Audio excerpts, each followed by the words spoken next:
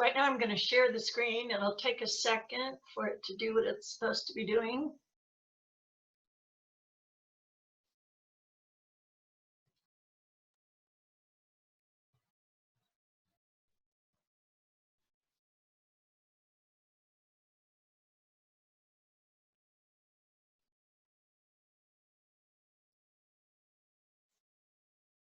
There we go. So here's the fancy, tasteful front page. So this is Mindfulness for Parkinson's. And I'm Holly, and I used to be a fancy job in high tech. And then I got burnt out and I retired. And then I went back to school. And now I teach mindfulness and related stuff. So if you want to read and get, the details, you can. Because Jennifer, this is gonna be available to people afterwards. Okay, so if you want to show anything to members of the family or just refresh, here it is. So here's the outline of the course. I think Jennifer sent this to you. But today we'll spend just talking about what is mindfulness, and we'll do a couple of practices on present moment awareness. Amazing how a raisin can bring you into the present moment. We'll do body scan practice. I think she already sent you the first week's homework, but that'll be your homework for next week. And then next week we'll move on to neuroscience, talk a little bit about neuroplasticity, give an overview of any research that's been done on mindfulness and Parkinson's. And then we'll do a basic mindfulness sitting meditation practice and what that means and how that works in our brains. The following week, we'll do more on walking meditation, other practices besides the just sort of sit and meditate, which is kind of the core app of mindfulness. But there's walking meditation and mindful movement and the cultivation of positive emotions. Then we'll spend a week talking about responding versus reacting, anxiety, depression, sort of stressful aspects of life here and how mindfulness plays into that. And then on June 2nd, we'll just talk about pain, physical pain, difficult emotions, and learn some techniques of self-compassion. And then at the end, we'll just bring it all together into mindful living, talk about social relationships and overall well-being. I'm very interested in having this be interactive so that you guys, I don't have Parkinson's and I'm not close to anybody who does. So I did work with Jennifer and another man who has Parkinson's in putting this program together, John Flaxman, who's also part of the Neuroboxing community, gave me some pointers and so forth. So I'll do the best I can, but this is really about you guys and what's useful for you. So we're just going to start with what is mindfulness? And so we're all at least on the same page. I imagine most of you have heard of it.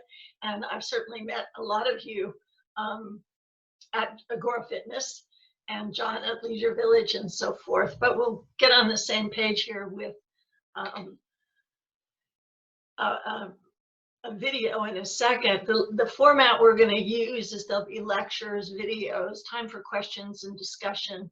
There'll be a couple of practices, actually doing stuff in each week, and there'll be some reading and some homework. So that's what the weekly class format would be. How do you like my Zoom screen, huh? Up with the times, right?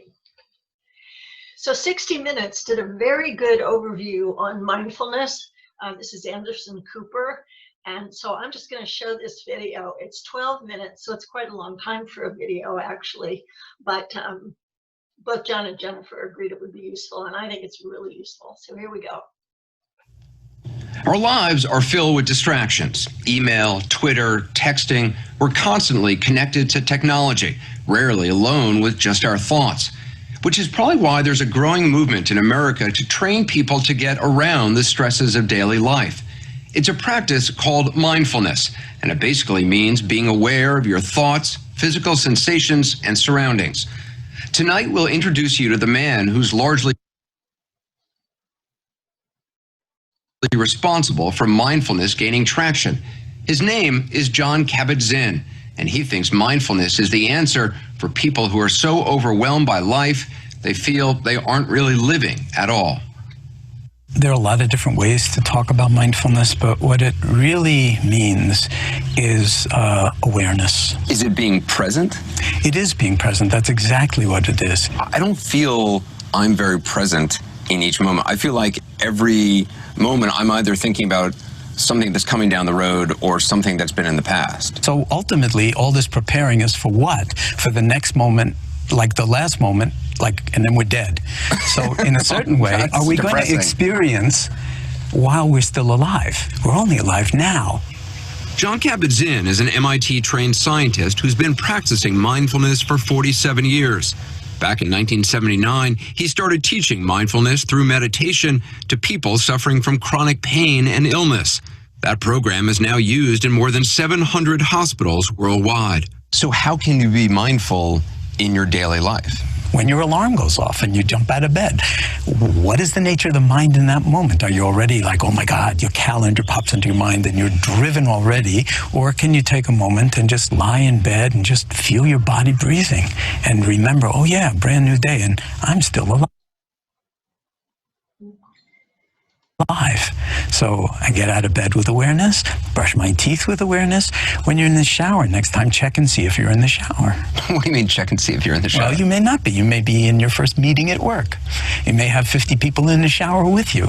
Kabat-Zinn says mindfulness takes practice. A lot of people start with a training class to learn how to meditate. He agreed to teach us at a weekend retreat on a remote mountaintop in Northern California. When we arrived, we were told there'd be no television to watch, no internet, not even an alarm clock. So I'm checking in. The retreat was full of professionals, neuroscientists, business leaders, Silicon Valley executives. Before we began, we all had to surrender our last ties to the outside world. Put your devices in the basket, you know. I'm contributing my MacBook Air and my iPhone, happily. I wasn't exactly happy to give up my phone. I usually check emails several times an hour. So let's take a few minutes and just settle into an erect and dignified posture. The retreat lasted 3 days, and most of that time was spent just sitting there, silently meditating, with occasional guidance from Kabat-Zinn. There's no place to go. There's nothing to do. We're just asking you to sit and know that you're sitting. Knowing that you're sitting may sound simple. Turns out it's not. The mind constantly wanders. The mind has a life of its own. It goes here and there. To not get lost in thought, Kabat-Zinn recommended focusing on the sensation of breathing in and out. Can we actually ride with full awareness on the waves of the breath at the belly, at the nostrils, and the chest, and then simply rest here in awareness? Resting in awareness is one of those phrases used a lot by people who practice mindfulness. But when I tried to do it, it wasn't restful, and I worried I wasn't doing it right. I kept thinking about work. I miss my cell phone. You're not alone. Having a little withdrawal, I will say. Kabat-Zinn, who's written 10 books on mindfulness and led nearly 100 retreats, describes meditation as a mental workout. The mind wanders away from the breath, and then you gently and non-judgmentally just bring it back. So it's okay that the mind drifts away, but you just bring it back. It's the nature of the mind to drift away. The mind is like the Pacific Ocean. It waves. And mindfulness has been shown to drop underneath the waves. If you drop underneath the agitation in the mind into your breath, deep enough, calmness, gentle undulations. After hours of meditating and 30-minute sessions, it does get easier. Those waves of thought Kabat-Zinn described, they're still there, but you get less distracted by them. At breakfast, we spent time relearning some of the very basic things in life. including how to eat food. Eating a meal in complete silence is a little awkward, but without conversation as a distraction, you taste more and eat less. This is something called walking meditation. The goal is to learn to be aware of each and every movement and feeling. I know it seems ridiculous, but it does change the way you experience walking. The Zen people from ancient China, when you're walking, just walk. Turns out to be the hardest thing. That's an when you're ancient walking, saying. just walk. When you're eating, just eat. Not from the TV, not with the newspaper. Turns out that's huge. Congressman Tim Ryan, an Ohio Democrat, says mindfulness might look a lot like nothing, but he really believes it can change America for the better. He attended his first meditation retreat in 2008, just days after winning a grueling re-election campaign. But being mindful at a retreat is one thing. We wondered if back in Washington, Congressman Ryan ever worries about how all this looks.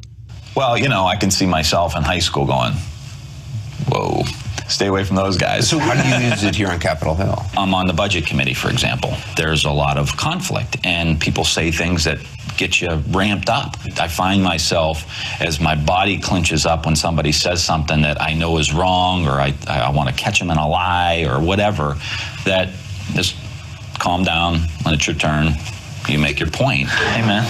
You don't hear the words calm and Congress together very often, but Ryan is trying to change that. He hosts weekly meditation sessions open to members and staff of both parties.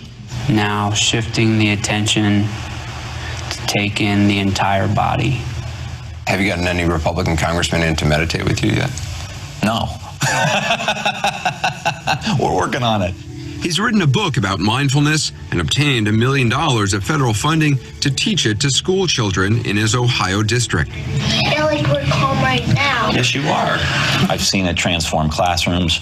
I've seen it heal veterans. I've seen what it does to individuals who have really high chronic levels of stress and how it has helped their body heal itself. I wouldn't be willing to stick my neck out this far if I didn't think this is the thing that can really help shift the country.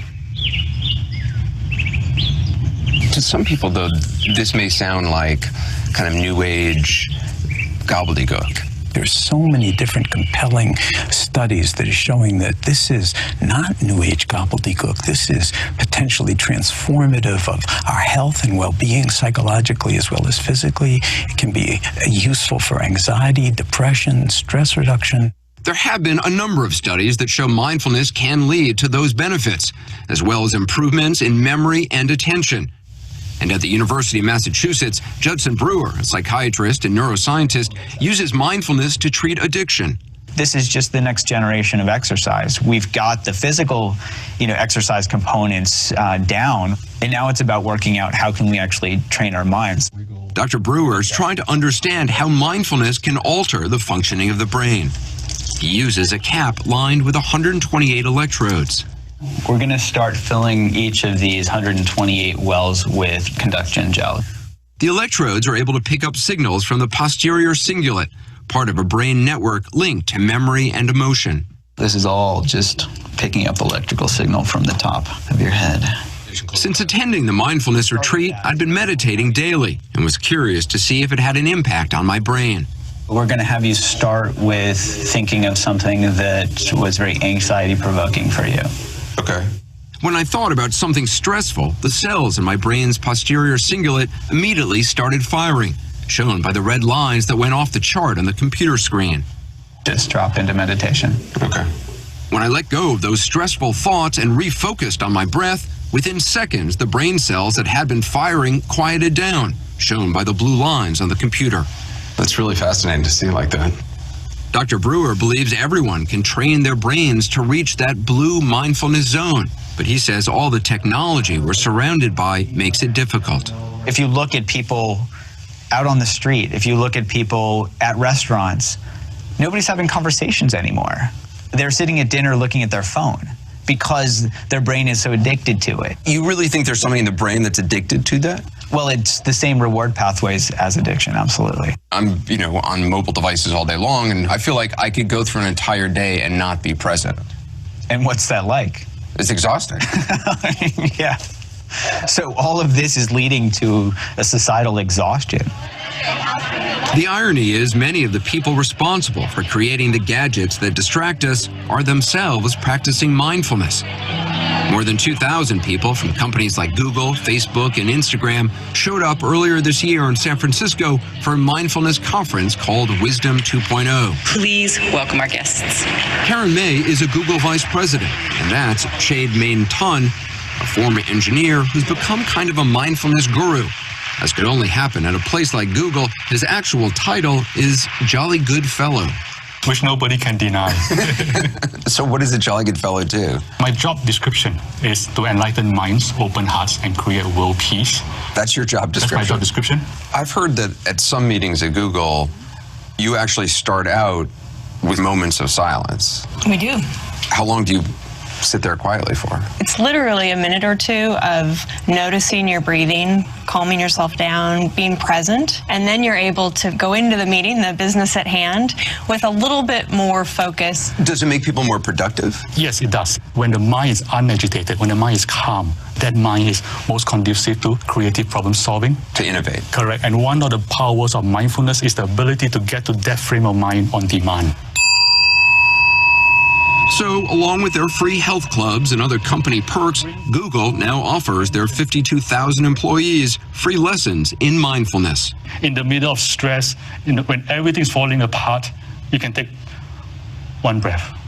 You know, I can imagine some people rolling their eyes and saying, oh, come on, of course, at Google, you guys have tons of money and there's massage therapists walking around and all sorts of nice things for employees, but just doesn't seem practical. The advantage of this is it actually doesn't cost anything and it doesn't take much time. And you believe it really works? I absolutely believe it works. After nearly 4 decades of teaching mindfulness, John Kabat-Zinn is happy to see it hitting the mainstream.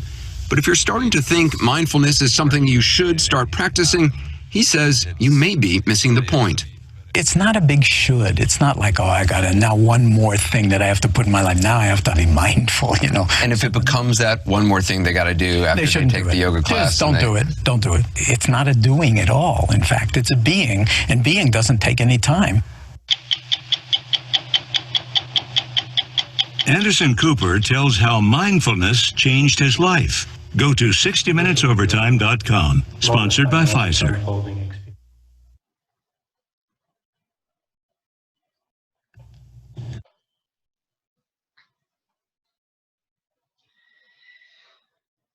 So there's a snapshot of mindfulness today. I think it's a pretty good one. But mindfulness actually has its roots in Buddhism. And there's an actual discourse, Buddha's discourse on mindfulness called the Satipatthana Sutta. And that's based on sati, the Pali word sati that gets extended to Satipatthana Sutta. And this word is derived from the root meaning to remember. The translation to mindfulness from Pali, which is a derivative of Sanskrit in use at the time of Buddha around 400 BCE, it was translated into English as mindfulness by a British scholar who was in India in the late 19th century. And it's, as with most Pali words, there's a lot of nuances and a lot of facets to the word, but it essentially signifies attentiveness to the present, which is expressed in 4 specific ways. The first is attention, staying with what is in the present moment, which causes a stability of awareness. This sense of presence of mind, the ability to directly face what arises before we start explaining it, analyzing it, blaming it, and making it go away or wanting more of it, but just facing directly what arises and not being seduced by distractions, most of which come from our own minds. There's also an aspect of remembering.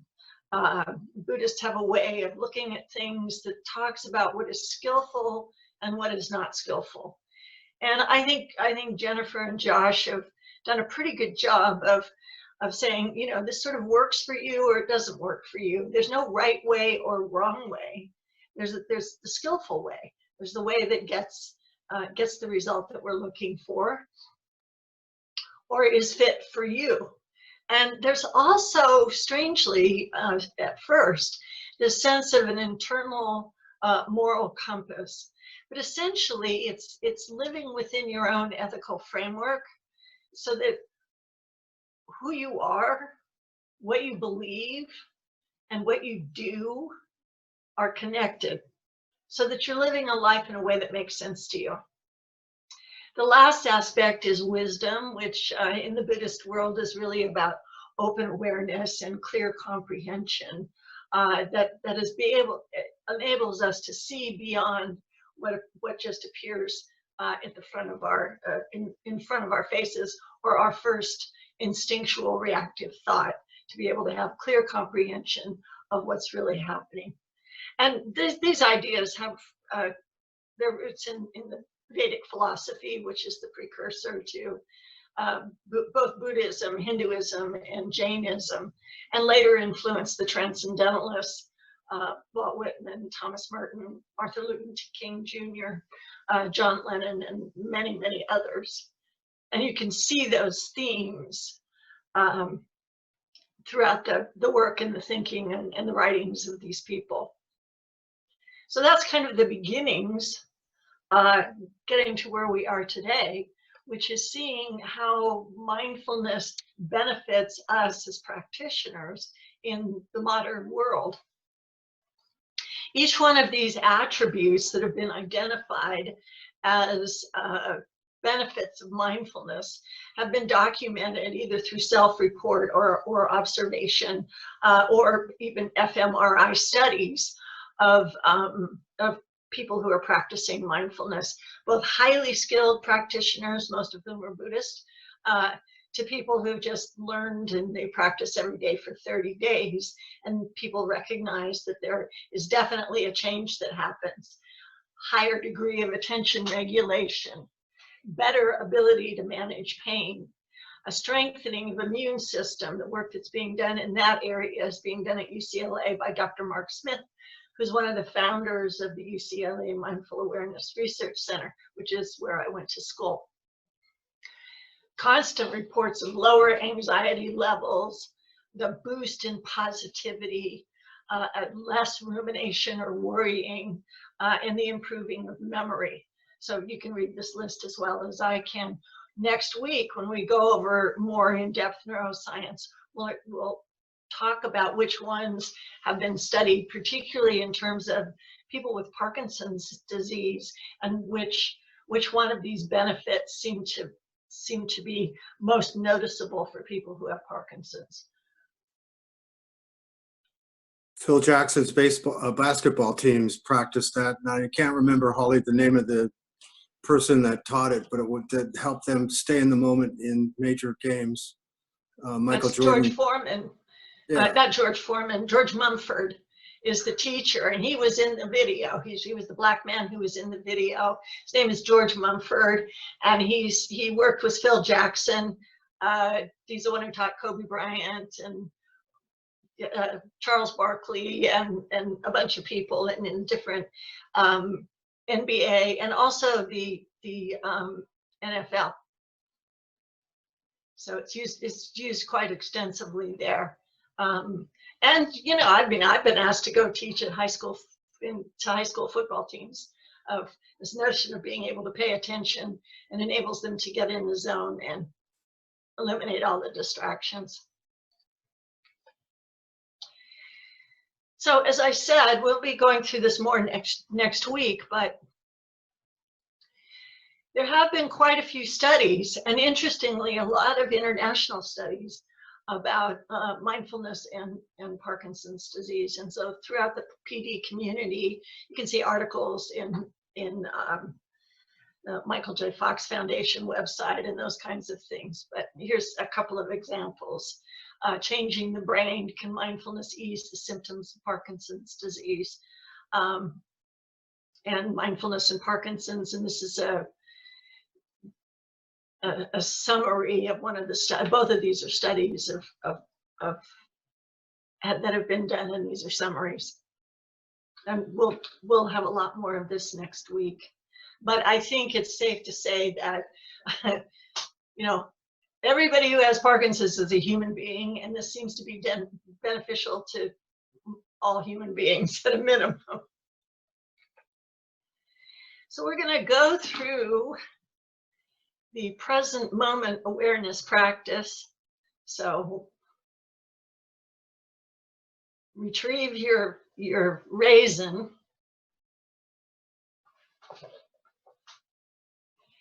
And this practice is to bring us into the present moment.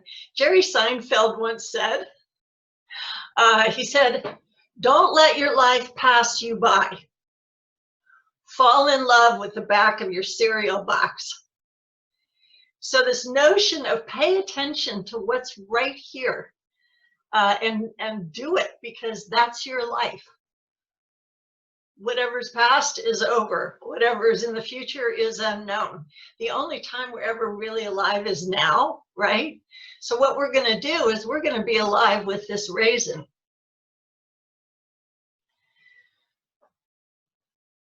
So we'll start with how the raisin looks. So just sit quietly for a minute and put the raisin in front of your eyes and really look at it. Raisins are different colors. Some of them are black, some of them are brown. They're even golden raisins. So notice the color of this raisin. And notice that they have ridges and they're sort of shrunken and shriveled.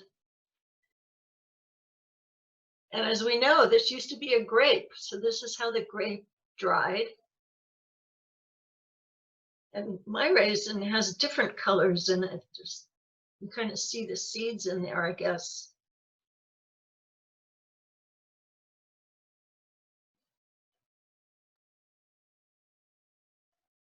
So once we've used the sense of sight, we'll close our eyes and we'll explore the texture of the raisin using our sense of touch. So put the raisin between your thumb and your forefinger and just feel the raisin, feel the texture of it. First, the surface texture,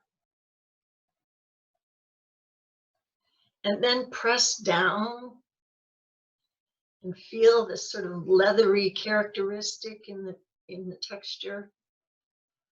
You may be able to feel the grains of the natural sugar in the raisin.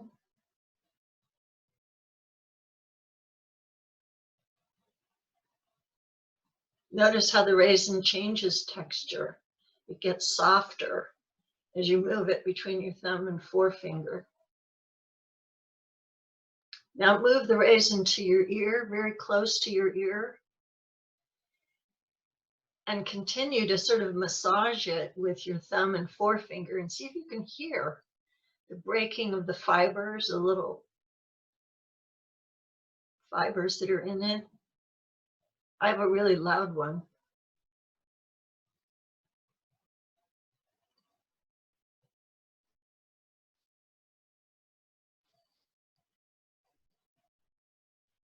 So when we're in the present moment and all of our senses are available for attention, looking, feeling, hearing, now move the raisin to just in front of your nose.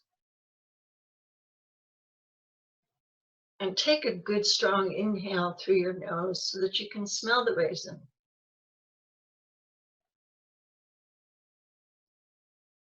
Keeping your eyes closed. Just softly breathe in and out.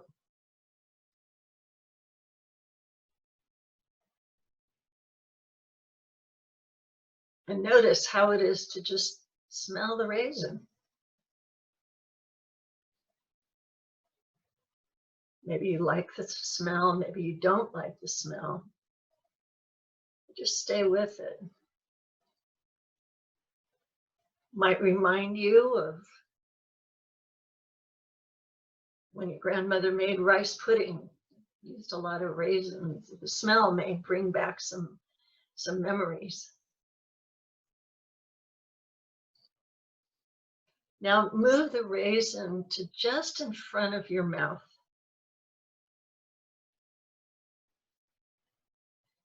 And anticipate that we're actually going to taste this raisin in a second and see what happens as you anticipate putting the raisin into your mouth. Most of us will start salivating with the anticipation of tasting the raisin.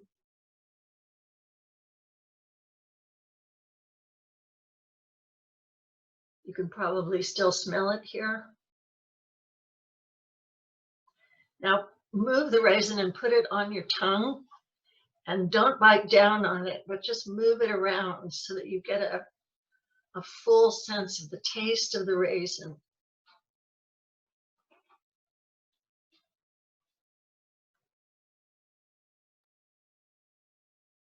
Explore the texture again with your tongue.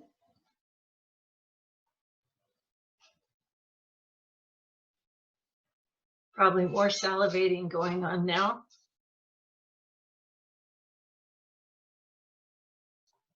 And now allow yourself to bite down on the raisin and feel the flood of the sweetness of the raisin in your mouth.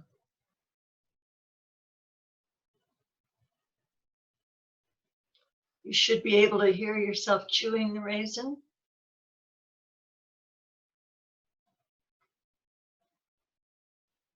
Hopefully you find this a pleasurable experience.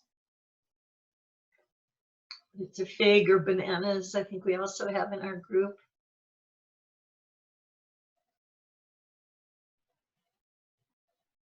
Stay with the raisin until it's gone.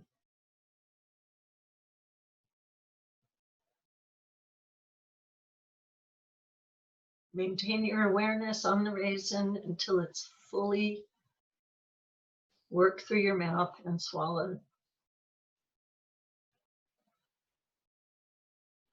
You take a couple of breaths, experience the residue of the taste still in your mouth.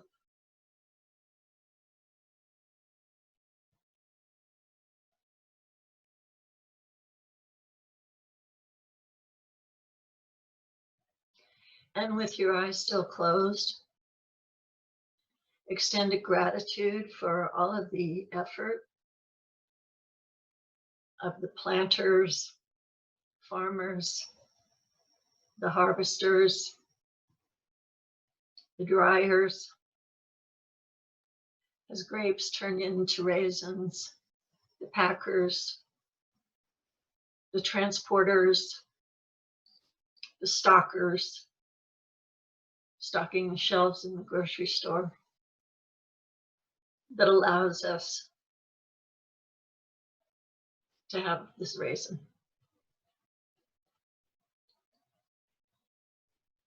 Who knew? It takes a village. Now open your mouth, open your eyes, and come back.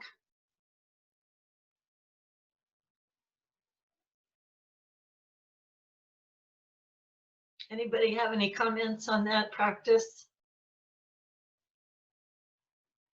Okay. It's used quite often.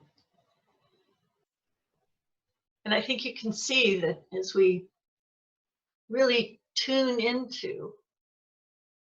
our attention, pay attention, and really explore what's absolutely here right now. It doesn't have to be something important. Doesn't have to be dramatic, because we can use all of our senses to explore the world around us. And if we can stay present, I'm sure everybody has stories to tell of going on a walk perhaps and having 10,000 things on your mind, and all of a sudden there's a beautiful rose bush in front of you, and all of a sudden it's like you're it's like your binoculars when it go into focus and you can actually see what's happening right now without all of the stuff we carry around. Additionally, mindfulness is about befriending our bodies. This is John Kabat-Zinn again. It's considerably shorter video, but he's talking about befriending our bodies because we often associate mindfulness or meditation with something that happens in your head, but it actually is an embodied practice. So here's John.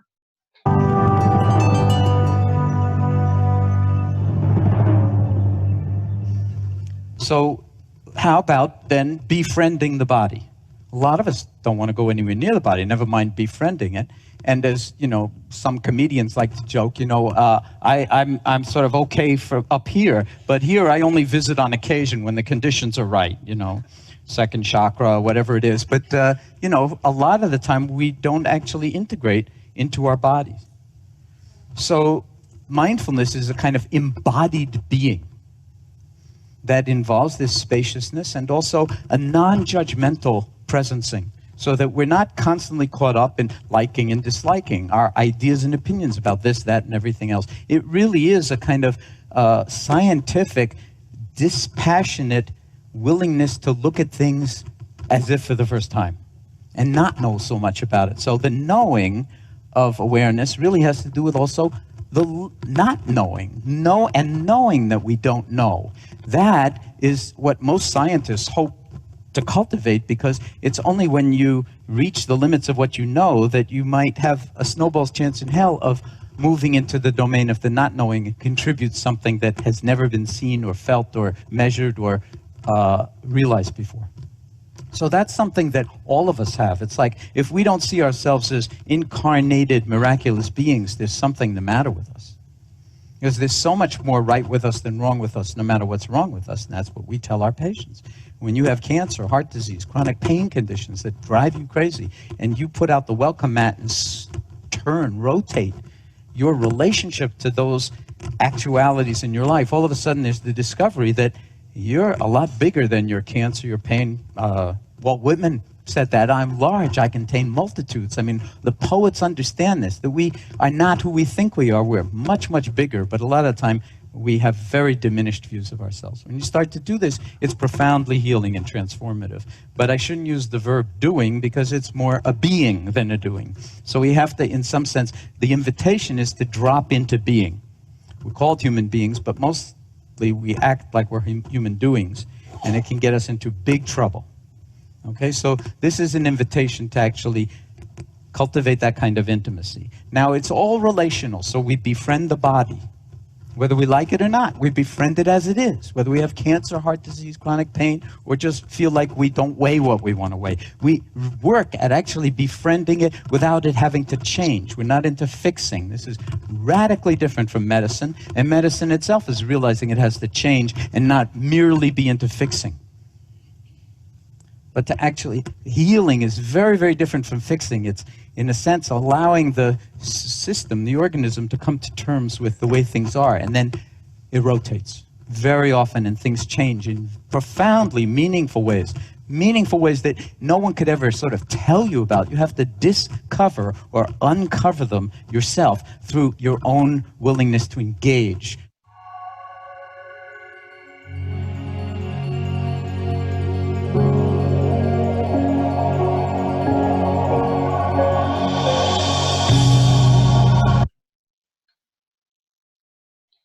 The second practice, therefore, is called a body scan. I think you guys have done this in the neuroboxing sessions. And so we'll just move right into it. The voice you're going to hear is Judson Brewer, the same psychiatrist that Anderson Cooper went to see at Massachusetts General Hospital. And so this is his body scan. It's a 10-minute body scan. So to start, we're going to get comfortable. We're going to have a sense of quietude and put yourself in neutral and just get curious.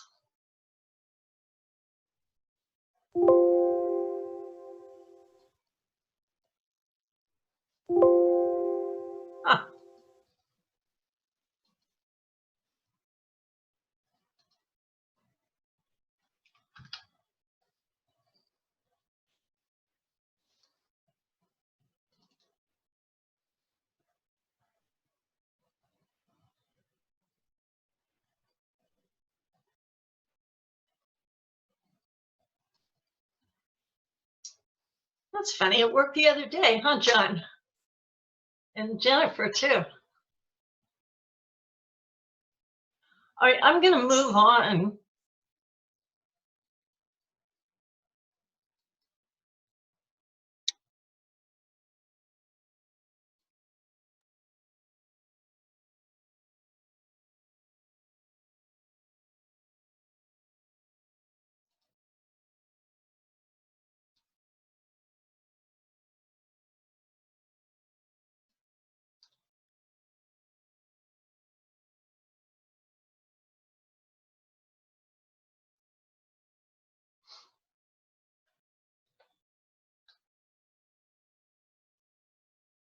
We'll start next week with that body scan. I'll fix the link. It can be found on, these are the resources for body scans. On the left is Palouse Mindfulness. It's a free online mindfulness-based stress reduction that was developed by Jon Kabat-Zinn. And what's on here is a bunch of, you can see where the red circle is. There's a bunch of meditations that are there, and you can go on to palousemindfulness.com and listen to those. Male voice, he's got a half-an-hour one and a 20-minute one. I think most of you are familiar with the Insight Meditation Timer app. Jennifer was using it in your neuroboxing sessions. Another resource is at the Mindful Awareness Research Center at UCLA. So you can go into UCLA Health, find Mark, and there are free guided meditations there. And there's a couple of body scans that are quite good. So I'll see if I can find one. But first I want to go through the week 1 homework. You guys have probably already read these, but the homework for this coming week is to read the body scan meditation by Jon Kabat-Zinn. Also to read the 7 Myths of Meditation by Deepak Chopra.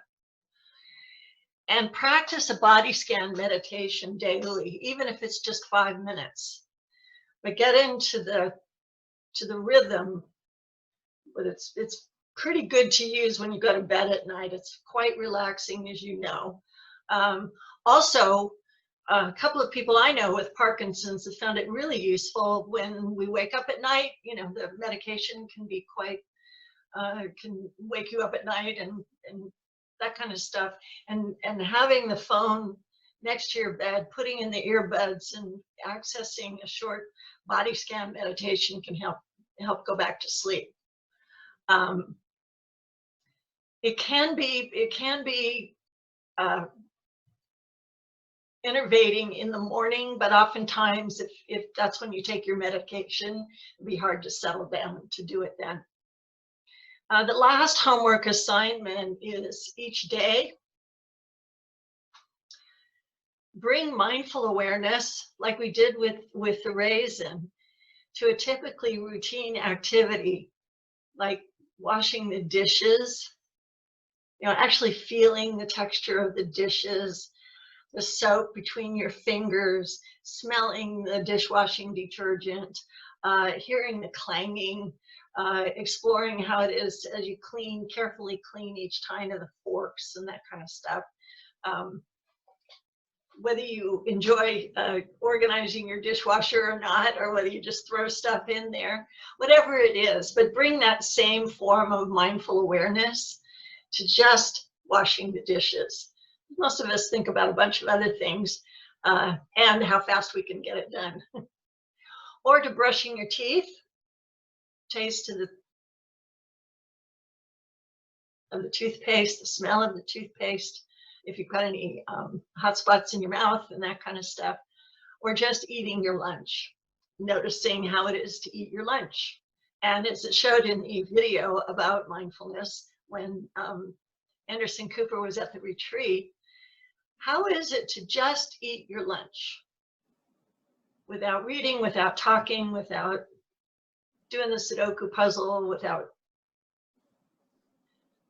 figuring out what's going on the news feed on your phone? Holly, the meditation needs to be run from Insight Timer. That's what it was telling me. I tried the same thing you did, and it said run it from the app. We can do that.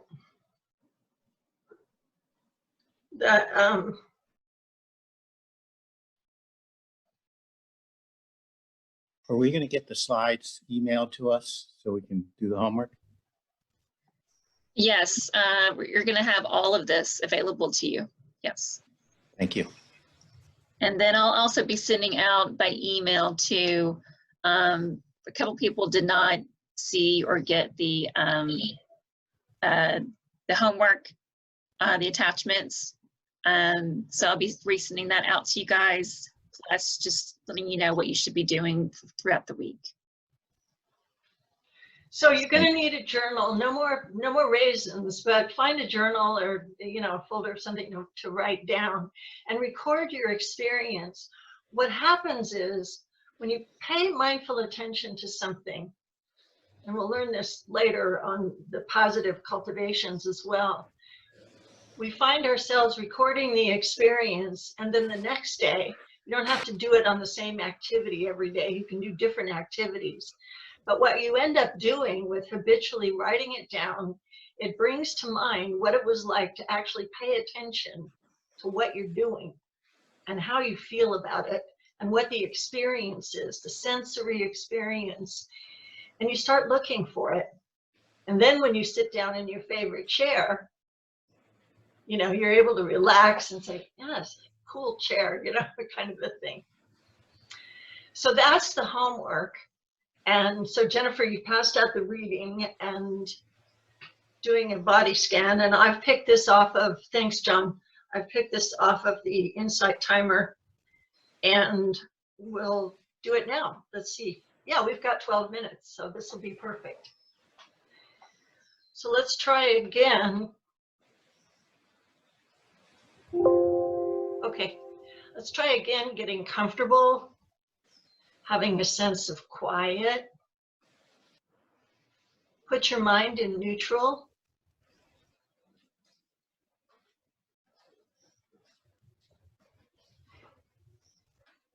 And put on an approach, a sense of curiosity, of just exploring what's there. Sit or lie down in a comfortable, quiet spot. Allow your eyes to close gently and take a few minutes to just notice the movement of your breath. Now, when you're ready, bring your attention to the physical sensations in your body, especially to the sensations of touch or pressure, where your body makes contact with the chair or the floor. On each out breath, allow yourself to let go of any tension that you might be holding in your body right now. The intention of this practice is, as best you can, to simply bring awareness to any sensations you feel as you focus your attention on each part of your body. If you find your mind wandering, just gently bring it back to awareness of your body. Now take a moment and just thank yourself for making the effort to be here right now. Notice what this feels like in your body. Now bring your awareness to the physical sensations in your abdomen, becoming aware of the sensations that are there as you breathe in and as you breathe out.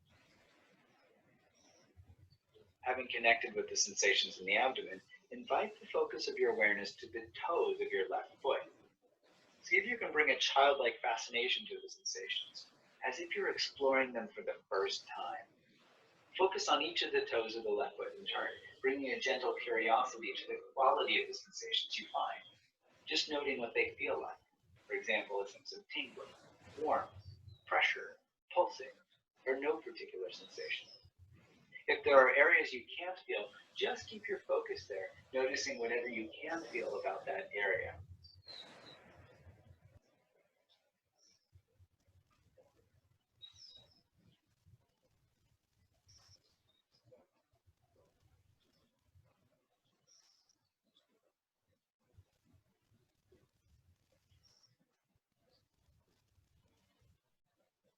When you're ready, let go of awareness of the toes and invite your awareness to notice the sensations on the bottom of your left foot.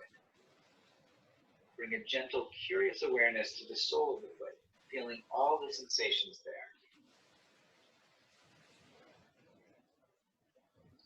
Now invite your attention to the top of your left foot.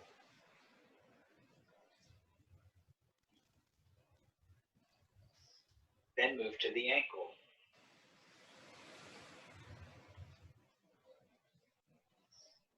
Now moving it up to the calf.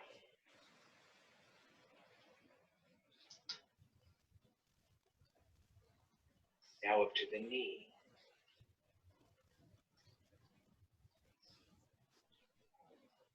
Detect and simply note as best you can all the sensations in these areas. You might think of your awareness as a spotlight, moving slowly through your body, bringing into awareness any sensations in that area. Again, if there are areas where it's difficult to detect sensations, just feel as much as you can. Now invite your attention to your left thigh. Notice the sensations there. Maybe you feel the pressure of your leg against the chair or the floor.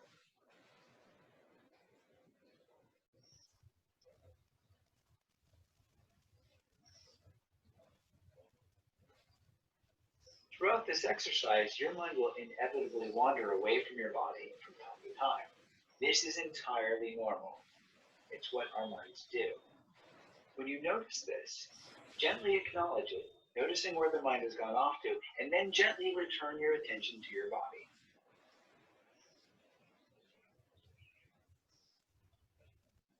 Now invite your attention down to the right foot and the right toes. Continue to bring awareness and the gentle curiosity to the physical sensations, allowing whatever sensations are here right now just to be here as they are. Now notice what you feel in the bottom of your right foot.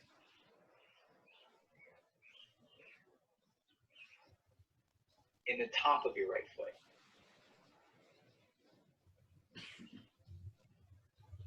Notice what you feel in your ankle. It could be pulsing, pressure, tingling, warmth, coolness, or anything else.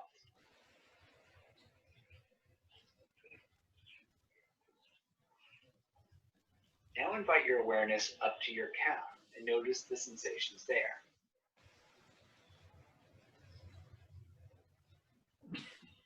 Now up to your knee.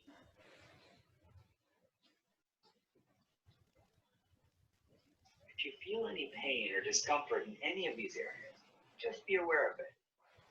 And as best you can, let the sensations be as they are.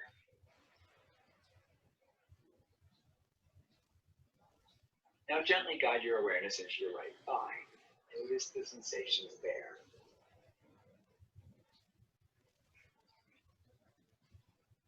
Now bring your awareness to your hips and to your waist. Feel your weight on the chair or on the floor, and all the sensations. You can even become fascinated. What are the sensations that make up your experience right now?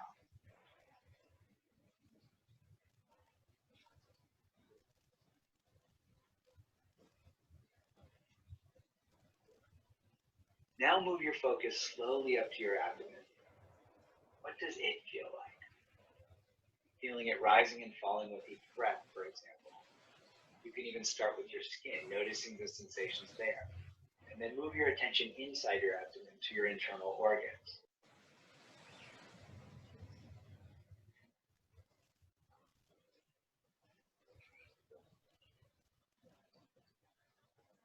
Now invite your awareness into your rib cage. Just feel as many sensations as you can.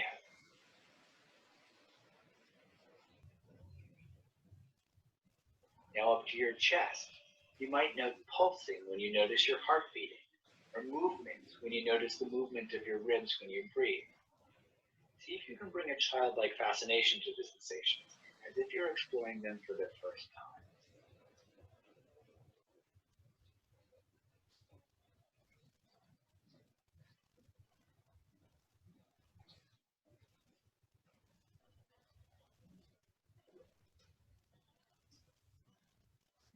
If you notice your thoughts wandering, or if you become distracted by a sound or feel restless, just note this as thinking, sound, or restlessness, and gently guide your attention back to the sensations in your body.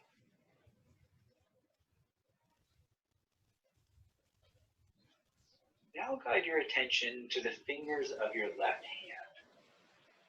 Feel each finger and the places where they contact the chair or your body or the floor.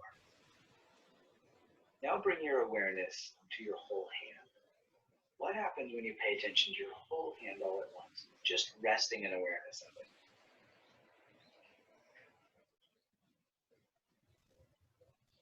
Now bring your awareness up into your wrist, into your forearm. Notice all the sensations there.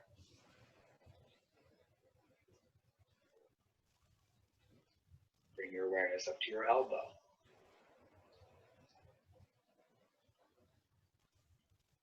Bring your awareness up into your upper arm.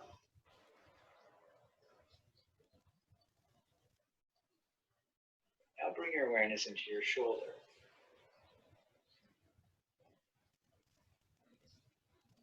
Now gently invite your attention to the fingers of your right hand, feeling each of them separately.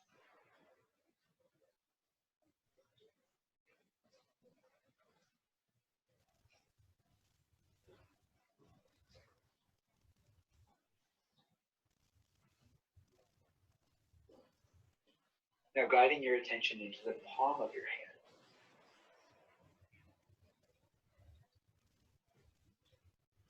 And up into the wrist.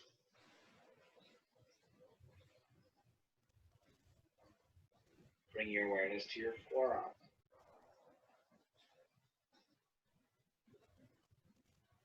And up into your elbow.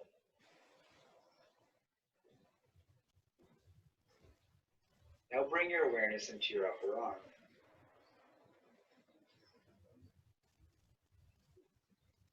And into your shoulder.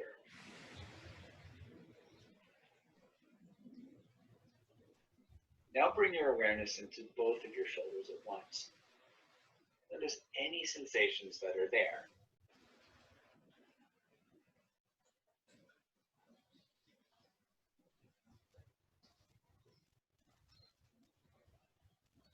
Let your awareness now come into your neck.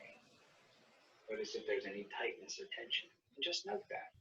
Perhaps it's pressure, tightness, tension, heat, or whatever sensation is most predominant.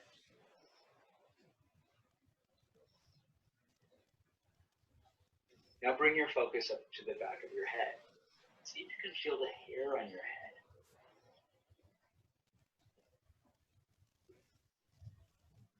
Now bring your awareness to your left ear.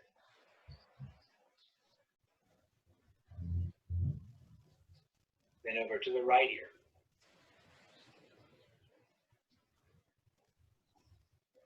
Now bring your awareness into your chin. Focus now on the sensations in your face, your teeth. What do your teeth feel like?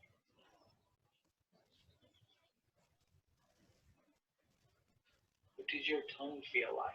Just be curious.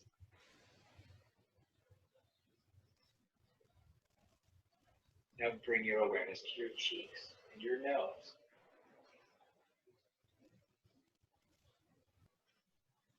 See if you can feel the temperature of your breath and if that changes when you breathe in and out. Now pay attention to your eyes and the muscles around your eyes. What do they feel like?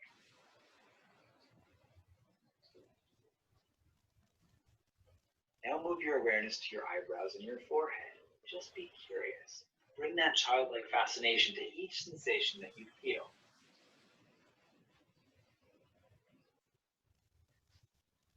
Now bring your awareness to the very top of your head. Now, after you've scanned your whole body in this way, spend a few moments resting in awareness of the body as a whole. Notice how it doesn't take much effort to simply rest in awareness of whatever sensations are arising.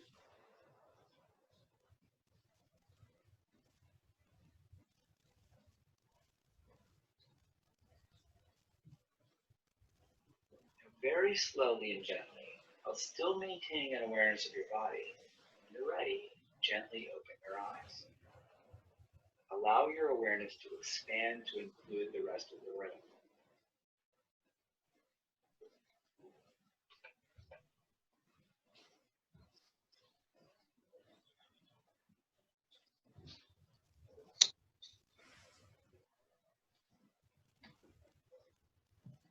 That body scan is 12 minutes. It's on the Insight Timer app. Judson Brewer body scan.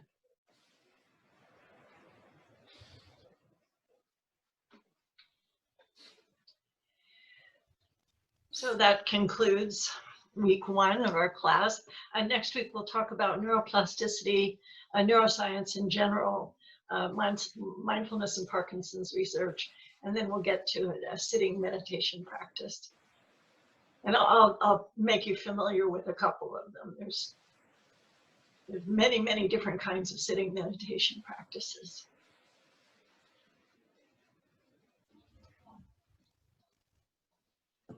You can get Insight Timer on Android or Apple. Yes, it's free. Yeah, it's free. So just go to the Apple Store or the Google Store and download it, depending on which operating system or which phone you're using. Yes, and if you remember when I used to do some of the meditations, mindfulness meditations at the end of each class, we would do them. We started with like 2 minutes, and then we went up to 5 minutes, and then 7. So slowly, kind of got them a little bit longer. We had different voices. If you remember the the Scottish voice, because that was the one that I liked. You told us about Sean Connery. I thought it sounded like Sean Connery, so yeah, you gotta turn me on to what you do. Okay. So this is. No, I must tell you about my experience with Insight Timer. I'm using whispering notes. Very attractive to me. Whispering notes in Insight Timer. It's whispering, Reuven? What? What's it called? I'm sorry, whispering? Whispering notes. Okay. Whispering notes. I do my meditation. I do meditation. You know, when you whisper, it makes people focus a whole lot more. Somebody else is whispering. Getting everybody leaning in. Does anybody have any questions for me? I will put the Jennifer. I'll copy the homework slide, and I'll send it an email to you. So when you send out an email, we can have the list. Okay, perfect. When I meditate, I tend to fall asleep. So it takes me an effort to wake up. I want to be awake, but I fall asleep. You want to be present. Yeah. Well, we'll talk about this next week, but I'll give you some pointers on how you can. Sometimes you want to go to sleep. No, I don't want to go. I just wake up. But if you want to finish your meditation, I'll give you some pointers on how to keep your mind brightened. It's called brightening of mind. It does make you relax though quite a bit when you are doing these meditations. One thing I was telling Holly last time was on Sunday, because the last couple days, so I've been sick for like 6 weeks. I've had bronchitis and all that. And so for the last 3 weeks, I have not been able to exercise at all. Like every time I try exercise, I start coughing. So it's catching up with me. And I'm having a lot of dyskinesia and having a lot of freezing, stiffness, all that stuff going on. And so I did the same body scan with Holly on Sunday. And when I was sitting there, I was just having so much dyskinesia when we started. And then by about 7 or 8 minutes, I slowly started calming down, and I started getting more still and more relaxed. And by the time we finished that body scan, which was 12 minutes, all the dyskinesia was like gone. And I felt so much better. And it was like, it really does make a big difference. I mean, not just how you're focused and your attention, but it helps when you, with your body as well. So these are really good things to use for Parkinson's. So if you're having a lot of symptoms, this is a good thing to do. If you're having trouble getting to sleep or going back to sleep, this is a good thing to do. So it's a lot that happens to your body when you start practicing these meditations every day. So. Okay, well, I'll see you next week, and I'll send this stuff on to Jennifer. Okay. And And I'll send you guys out the recording when I get it edited. Okay. Okay, great. Thank you very much. Thank you. All right. Thank you, Holly. Thanks. Yeah, thank you. Okay.